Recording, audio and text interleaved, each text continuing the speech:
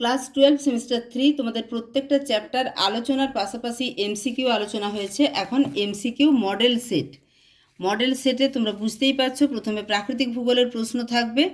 1912 খ্রিস্টাব্দে মহাদেশীয় চলন তত্ত্ব কে প্রবর্তন করেন? মহাদেশীয় চলন তত্ত্বের প্রবক্তা হচ্ছেন আলফ্রেড ওয়েগনারের মতে প্রাচীনকালের অখণ্ড ও বিশাল স্থলভাগটি ড্যাশ নামে পরিচিত ছিল। 4টে করে অপশন আছে। প্যানজিয়া নামে পরিচিত ছিল। পাশের চিত্রে প্রদর্শিত মহাদেশ দুটির উপকূলীয় সংযোগের এই প্রমাণটি ওয়েগনার তত্ত্বে কি নামে পরিচিত? এই যে এখানে যে ছবিটি আছে সেটি জিগসো ফিট, অর্থাৎ খাঁজে খাঁজে মিলে যায়। 4 দাগে অবরোহণ ও আরোহণ প্রক্রিয়ার সম্মিলিত ফলকে কি বলা হয়? বলা হয় পর্যায়ন। পুঞ্জক্ষয় বা মাস ওয়াস্টিংয়ের ক্ষেত্রে পদার্থের চলনের প্রধান নিয়ন্ত্রক শক্তি কোনটি? অভিকর্ষজ বল। 6 দাগে পাশের চিত্রে প্রদর্শিত অপ্রতিসম ভূমিরূপটির নাম কি? এই যে এখানে সেটির নাম হচ্ছে রসে মতানে। নির্দিষ্ট উষ্ণতায় নির্দিষ্ট পরিমাণ বায়ুতে উপস্থিত জলীয় বাষ্প এবং ওই একই উষ্ণতায় ওই একই পরিমাণ বায়ুতে জলীয় বাষ্পের সর্বোচ্চ ধারণ ক্ষমতার অনুপাতকে কি বলে? বলে আপেক্ষিক আর্দ্রতা। তোমরা দেখতেই পাচ্ছ 4টে করে অপশন আছে। জলকণা ও তুষারকণার মিশ্রিত অধক্ষেপণকে কি বলে? বলে স্লিট। নিচের দুটি বক্তব্যের মধ্যে একটি বিবৃতি বা অ্যাজারশন এবং অন্যটি কারণ বা রিজন। বক্তব্য দুটি পড়ে সঠিক উত্তরটি নির্বাচন করো। বিবৃতিতে আছে মেঘমুক্ত পরিষ্কার রাতে শিশির বেশি জমে। যখন মেঘ থাকে না তাতে শিশির বেশি জমে। কারণ দিয়ে বলা আছে মেঘমুক্ত আকাশে ভূপৃষ্ঠ দ্রুত তাপ বিকিরণ করে শীতল হয় এবং ভূপৃষ্ঠ সংলগ্ন বায়ুর উষ্ণতা শিশিরাঙ্কের নিচে নেমে যায়। হ্যাঁ, দুটোই কিন্তু ঠিক, তাই এ আর উভয়ই সঠিক এবং আর হচ্ছে এর সঠিক ব্যাখ্যা। এটি সঠিক উত্তর। মহিষপান ও গভীর সমুদ্রের সমভূমির মধ্যবর্তী খাড়া ঢালযুক্ত অংশকে কি বলে? বলে মহীঢাল।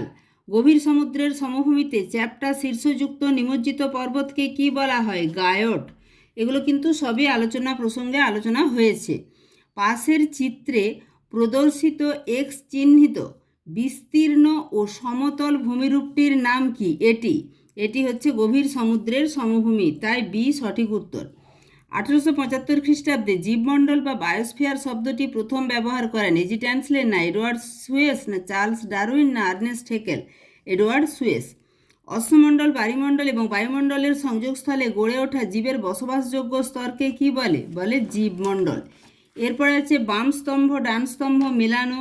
বাম স্তম্ভতে আছে উৎপাদক, প্রাথমিক খাদক, সর্বোচ্চ খাদক, বিয়োজক। ডান স্তম্ভতে আছে ঘাস ফড়িং বা হরিণ, ব্যাকটেরিয়া বা ছত্রাক, ফাইটোপ্লাঙ্কটন বা ঘাস, বাজপাখি বা বাঘ। তো এখানে যখন আমরা বাম স্তম্ভ ডান স্তম্ভ মেলাবো, উৎপাদক হচ্ছে ফাইটোপ্লাঙ্কটন, অর্থাৎ এর সাথে যাবে 3। প্রাথমিক খাদক ঘাস ফড়িং বা হরিণ, অর্থাৎ বি এর সাথে যাবে 1। এরপরে সি সর্বোচ্চ খাদক বাজপাখি বা বাঘ। এরপরে হচ্ছে অর্থাৎ সি এর সাথে গেল 4, ডি এর সাথে ব্যাকটেরিয়া বা ছত্রাক, অর্থাৎ এ 3, বি 1, সি 4, ডি 2, বি সঠিক উত্তর। পৃথিবীর সর্বাধিক জনবহুল মহাদেশ কোনটি? আমরা মানবীয় ভূগোলের এবার প্রশ্ন বেশিরভাগ দেখব। সর্বাধিক জনবহুল মহাদেশ হচ্ছে এশিয়া। কোন স্থানের মোট জনসংখ্যা এবং সেই স্থানের অন্তর্গত মোট কার্যকরী জমির অনুপাতকে কি বলে? বলে মানুষ জমি অনুপাত। কোনো দেশের মোট জনসংখ্যা এবং সেই দেশের মোট আয়তনের অনুপাতকে কি বলা হয়? বলা হয় জনঘনত্ব। মোট জনসংখ্যা এবং মোট আয়তনের অনুপাত। পৃথিবীর যে সকল অঞ্চলে মানুষের স্থায়ী বসবাস রয়েছে তাকে কি বলে? অ্যাকুমেন। এরপরে চলে যাব 20 দাগে। এখানেও বাম স্তম্ভ ডান স্তম্ভ মেলানো। বিকর্ষক কারণ অর্থাৎ পুশ ফ্যাক্টর, আকর্ষক কারণ বা পুল ফ্যাক্টর, অভ্যন্তরীণ পরিব্রাজক আর আন্তর্জাতিক পরিব্রাজন। এদিকে আছে উচ্চ মজুরি, বেকারত্ব, যুদ্ধ, মেধা পাচার গ্রাম থেকে শহরে। বিকর্ষক কারণ এটি হচ্ছে মানে এক জায়গা থেকে মানুষ অন্য জায়গায় চলে যায়, কেন? বেকারত্ব এবং যুদ্ধ এই পরিস্থিতির সৃষ্টি হলে। আকর্ষক কারণ অর্থাৎ সেখানে যখন মানুষ বেশি করে আকর্ষিত হয়ে যাবে তার কারণ হচ্ছে উচ্চ মজুরি। যেমন আমাদের ভারত বাংলাদেশ থেকে ইউএসএ কানাডা এই সমস্ত জায়গায় মানুষজন চলে যায় উচ্চ মজুরি বা বেতনের কারণে। এরপরে অভ্যন্তরীণ পরিব্রাজন অর্থাৎ একটা দেশের মধ্যেই যে পরিব্রাজনটা হবে সেটা হচ্ছে গ্রাম থেকে শহরে। আন্তর্জাতিক পরিব্রাজন এই যে বললাম ভারত থেকে অন্য দেশে চলে যাওয়া, সেটা হচ্ছে মেধা পাচার। উচ্চ মজুরি বা ভালো বেতনের আশায় মানুষ যখন দেশ থেকে অন্য দেশে চলে যায়, সেটা আন্তর্জাতিক পরিব্রাজন। জনসংখ্যার পেশাগত কাঠামোর উপর ভিত্তি করে বসতিকে কটি ভাগে ভাগ করা যায়? 2 ভাগে ভাগ করা যায়। গ্রামীণ বসতির অধিকাংশ মানুষ মূলত কোন ধরনের অর্থনৈতিক কাজের সঙ্গে যুক্ত? প্রাথমিক অর্থনৈতিক কাজের সঙ্গে গ্রামীণ বসতির মানুষ যুক্ত। নদী, খাল বা সড়কের দুধার বরাবর গড়ে ওঠে রৈখিক বসতি। মরু অঞ্চলে জল একটা জায়গায় আছে, তার চারদিকে যে ঘরবাড়ি বসতি গড়ে উঠেছে, এই যে জলকে কেন্দ্র করে, সেটা হচ্ছে আর্দ্রবিন্দু বসতি। 25-এর দাগে আবার বাম স্তম্ভ ডান স্তম্ভ। রৈখিক, বৃত্তাকার, বিক্ষিপ্ত, এল আকৃতির। এখানে হ্রদ বা পুকুরের ধারে সমকোণে মিলিত হওয়া, নদী বা সড়কের ধার পার্বত্য অঞ্চল। রৈখিক বসতি নদী বা সড়কের ধার বরাবর। এরপরে যেটা বৃত্তাকার বসতি, সেটা হচ্ছে হ্রদ বা পুকুরের ধারে। বিক্ষিপ্ত বসতি পার্বত্য অঞ্চলে এলোমেলোভাবে 2-1 জায়গায় বসতি।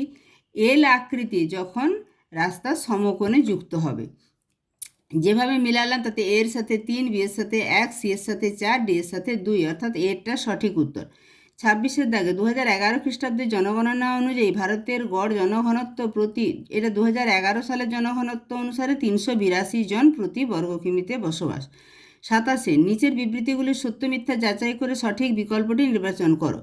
2011 খ্রিস্টাব্দের পরিসংখ্যান অনুযায়ী ভারতের সাক্ষরতার হার 74.04%। হ্যাঁ, এটি সত্য।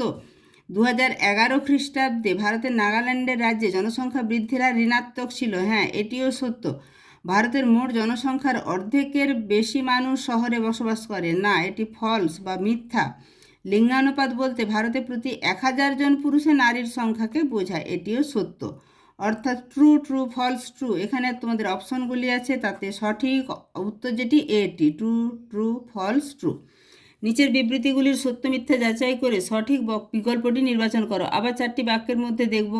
অন্ধ্রপ্রদেশের নিরু হলো একটি বিখ্যাত জলবিভাজিকা ব্যবস্থাপনা পরিচালন সংক্রান্ত কর্মসূচি। সত্য।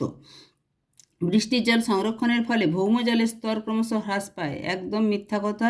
ভৌম জলস্তর বৃষ্টির জল সংরক্ষণ করলে বরং বাড়বে। ভারতের শুষ্ক অঞ্চলগুলিতে সুস্থায়ী কৃষির জন্য স্প্রিংলার বা ফোয়ারা সেচ অত্যন্ত উপযোগী। এটিও সত্য বা ট্রু। এরপরে অতিরিক্ত জলসেচের ফলে কৃষি জমিতে লবণতা বৃদ্ধি পাওয়ার আশঙ্কা থাকে। এটিও সত্য। তাই সঠিক উত্তর যেটি সত্য, মিথ্যা, সত্য, সত্য, অর্থাৎ সি সঠিক উত্তর। নিচের কোনটি একটি অধাতব খনিজ সম্পদের উদাহরণ? অভ্র অধাতব খনিজ সম্পদ। লোহার পরিমাণ সর্বাধিক থাকা সর্বোৎকৃষ্ট মানের লোহা আকরিক ম্যাগনেটাইট। কোন মরশুমি ফসল বর্ষাকালের শুরুতে মানে জুন জুলাইতে বোনা হয় এবং শীতের শুরুতে নভেম্বর ডিসেম্বরে কাটা হয়? খারিফ শস্য। 32-এর দাগে ভারতে পাট উৎপাদনের পরিমাণ অনুযায়ী শীর্ষ 4টি রাজ্যকে বড় থেকে, অর্থাৎ সবচেয়ে বেশি পাট উৎপাদন করে কোন রাজ্য? প্রথমে হচ্ছে পশ্চিমবঙ্গ, তারপরে বিহার, তারপরে আসাম, তারপরে উড়িষ্যা। অর্থাৎ এখানে সঠিক উত্তর হচ্ছে ডি। ভারী ও স্থূল পণ্য দীর্ঘপথে পরিবহনের ক্ষেত্রে, বিশেষ করে আন্তর্জাতিক বাণিজ্যের ক্ষেত্রে সবচেয়ে সুলভ মাধ্যম হলো জলপথ। খনিজ তেল বা প্রাকৃতিক গ্যাসের মতো তরল ও গ্যাসীয় পদার্থ পরিবহনের জন্য সবচেয়ে নিরাপদ ও উপযোগী মাধ্যম কোনটি? নলপথ, যখন তেল বা প্রাকৃতিক গ্যাস যাবে। কোনো নির্দিষ্ট আর্থিক বছরে একটি দেশের মোট রপ্তানি আয় ও মোট আমদানি ব্যয়ের মূল্যের পার্থক্য ধনাত্মক হলে তাকে কি বলা হয়? তাকে বলা হয় বাণিজ্যিক উদ্বৃত্ত। এইরকমভাবে প্রত্যেকটা সেট কিন্তু চলতে থাকবে। প্রচুর সেট আছে, তোমরা এভাবে অন্য বই থেকেও প্র্যাকটিস করতে পারো।